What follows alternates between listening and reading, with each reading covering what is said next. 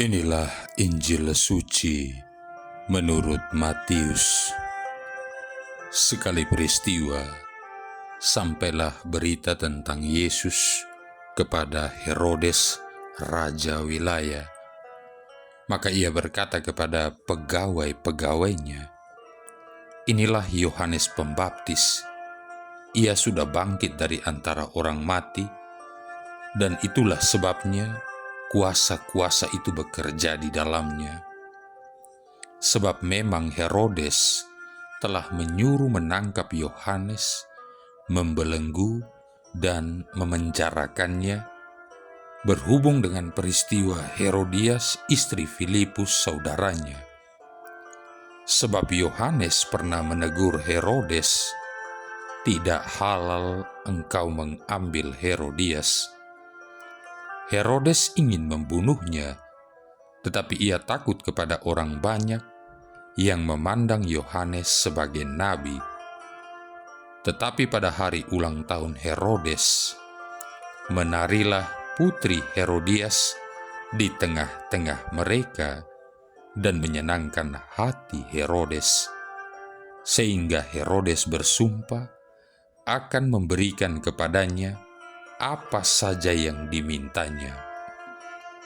Maka setelah dihasut oleh ibunya, putri itu berkata, 'Berikanlah kepadaku di sini kepala Yohanes Pembaptis di sebuah talam.' Lalu sedihlah hati raja, tetapi karena sumpahnya dan karena tamu-tamunya, diperintahkannya juga untuk memberikannya. Disuruhnya orang memenggal kepala Yohanes di penjara dan membawanya di sebuah talam, lalu diberikan kepada putri Herodias, dan putri Herodias membawanya kepada ibunya. Kemudian datanglah murid-murid Yohanes Pembaptis, mengambil jenazah itu dan menguburkannya.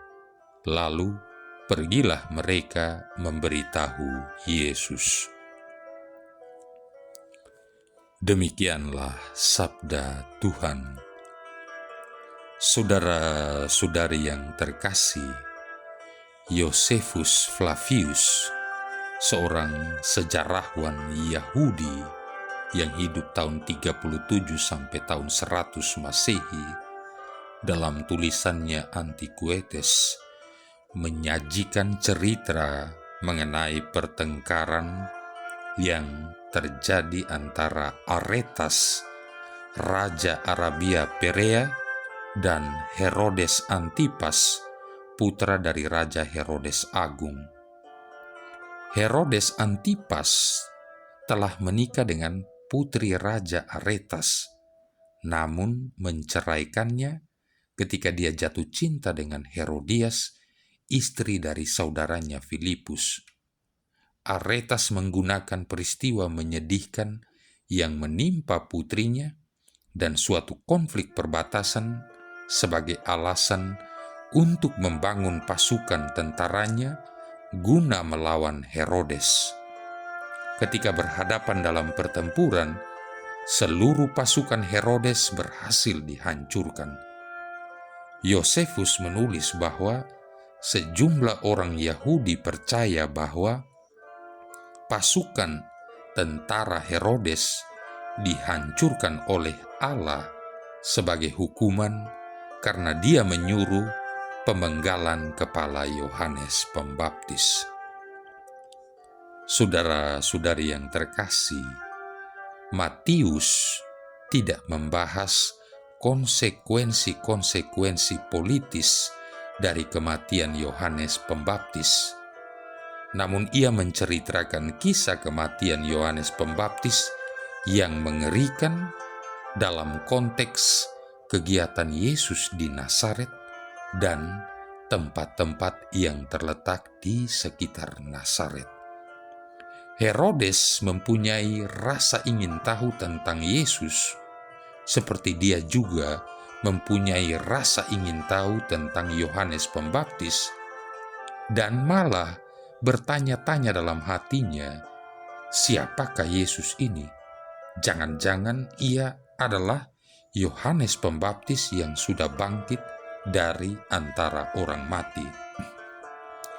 Catatan dalam Injil Matius tentang pemenjaraan dan eksekusi mati atas diri Yohanes Pembaptis merupakan tanda pendahulu dari nasib serupa yang akan dialami oleh Yesus.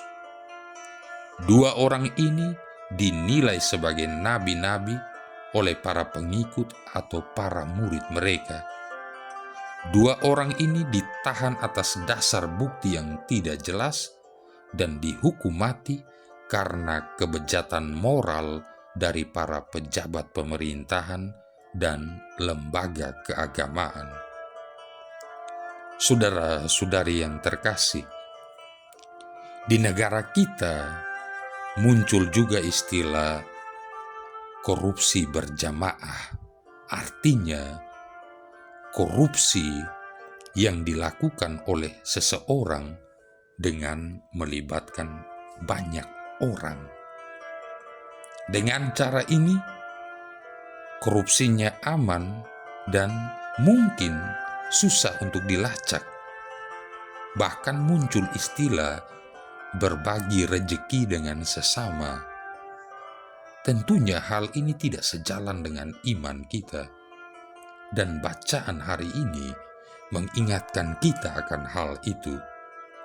Yohanes adalah nabi yang berani menyuarakan kebenaran. Ia seperti Nabi Yeremia. Resiko yang dihadapi kedua nabi itu sama. Mereka ditolak oleh bangsanya sendiri. Yohanes malahan mati sebagai seorang terpenjara, tertindas, dan menjadi korban kesewenang-wenangan serta keisengan para penguasa. Dia menjadi korban nafsu balas dendam. Apa yang dialami Yohanes terjadi pula pada Yesus yang mati melalui jalan yang tidak adil dan secara hina di kayu salib. Namun, ternyata kematian orang benar tidaklah sia-sia. Kematian Yesus membawa keselamatan bagi umat manusia. Menjadi pertanyaan untuk kita renungkan, beranikah kita mengikuti teladan Yohanes dan Yesus di dalam kehidupan kita sehari-hari? Beranikah kita melawan arus dengan menolak untuk berbuat jahat? Marilah berdoa. Allah Bapa Maha Bijaksana, Engkau menyampaikan sabda-Mu kepada kami melalui Dia yang sampai wafat selalu memuliakan nama-Mu dan mewujudkan kedamaian-Mu. Kami mohon semoga hidup, wafat, dan kebangkitan-Nya mendatangkan berkat bagi kami sekalian, dan semoga kami dengan tabah dan mantap menyongsong kejadian-kejadian pada masa mendatang. Demi Yesus Kristus Putra-Mu Tuhan dan pengantara kami, yang bersama dengan Dikau dan Roh Kudus hidup dan berkuasa, satu Allah sepanjang segala masa. Tuhan memberkati kita sekalian, Bapa, Putra, dan Roh Kudus.